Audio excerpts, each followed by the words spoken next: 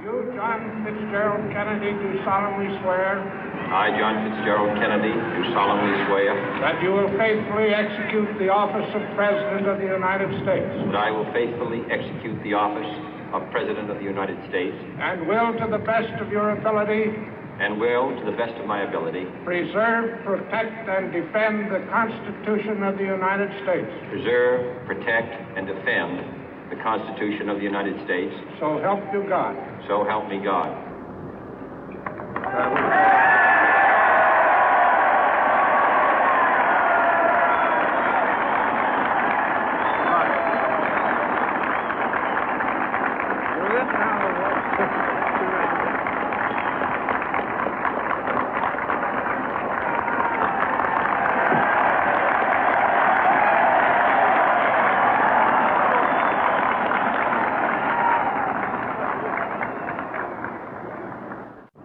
Vice President Johnson, Mr. Speaker, Mr. Chief Justice, President Eisenhower, Vice President Nixon, President Truman, Reverend clergy, fellow citizens. We observe today not a victory of party, but a celebration of freedom, symbolizing an end as well as a beginning, signifying renewal as well as change.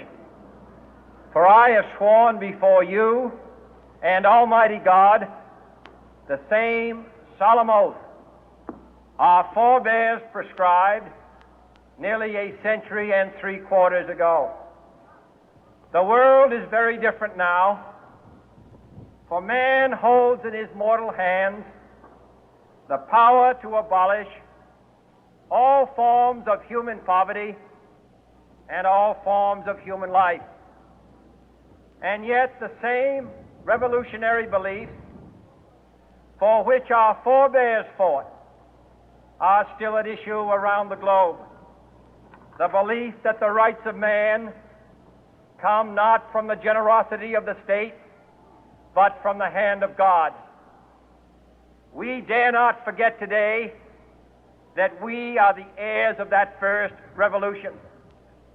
Let the word go forth from this time and place to friend and foe alike that the torch has been passed to a new generation of Americans born in this century, tempered by war, disciplined by a hard and bitter peace, proud of our ancient heritage, and unwilling to witness or permit the slow undoing of those human rights to which this nation has always been committed and to which we are committed today at home and around the world.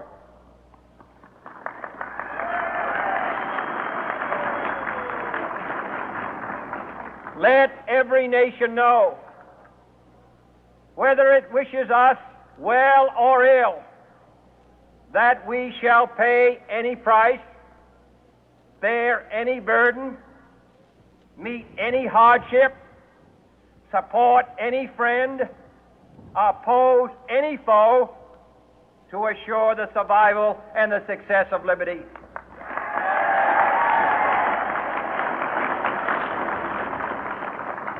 This much we pledge and more.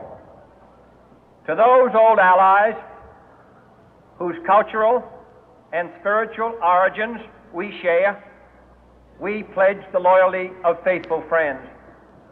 United, there is little we cannot do in a host of cooperative ventures. Divided, there is little we can do, for we dare not meet a powerful challenge at odds and split asunder. To those new states whom we welcome to the ranks of the free, we pledge our word that one form of colonial control shall not have passed away, merely to be replaced by a far more iron tyranny. We shall not always expect to find them supporting our view, but we shall always hope to find them strongly supporting their own freedom, and to remember that in the past, those who foolishly sought power by riding the back of the tiger ended up inside.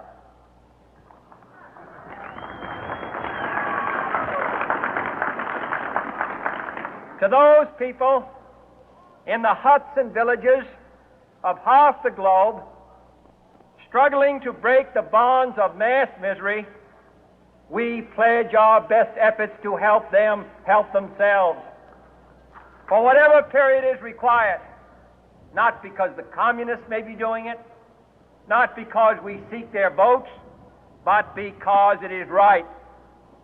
If a free society cannot help the many who are poor, it cannot save the few who are rich.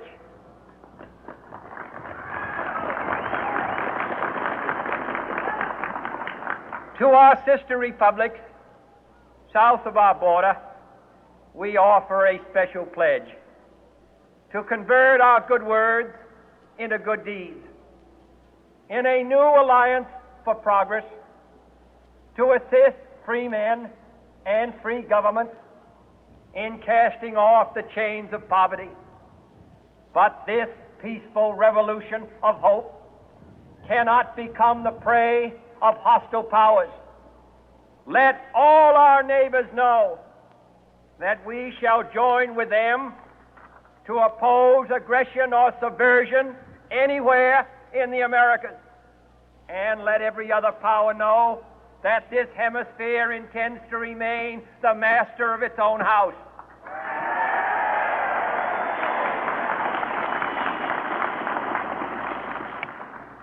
To that World Assembly of Sovereign States, the United Nations, our last best hope, in an age where the instruments of war have far outpaced the instruments of peace, we renew our pledge of support to prevent it from becoming merely a forum for invective, to strengthen its shield of the new and the weak, and to enlarge the area in which its writ may run.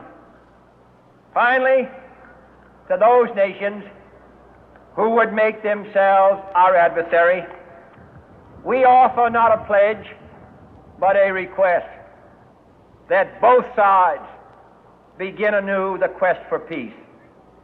Before the dark powers of destruction, unleashed by science, engulf all humanity in planned or accidental self-destruction, we dare not tempt them with weakness, for only when our arms are sufficient beyond doubt can we be certain beyond doubt that they will never be employed.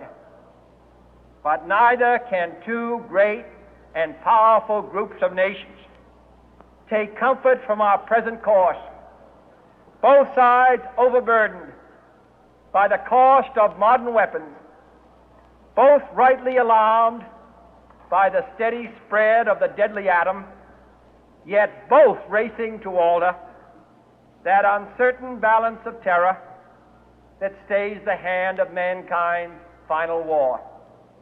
So let us begin anew, remembering on both sides that civility is not a sign of weakness, and sincerity is always subject to proof. Let us never negotiate out of fear, but let us never fear to negotiate.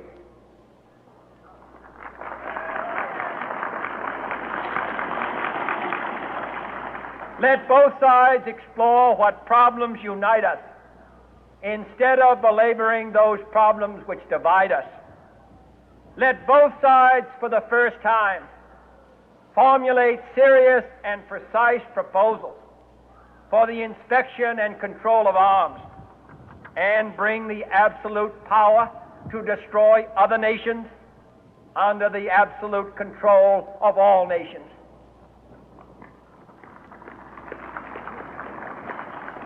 Let both sides seek to invoke the wonders of science instead of its terrors.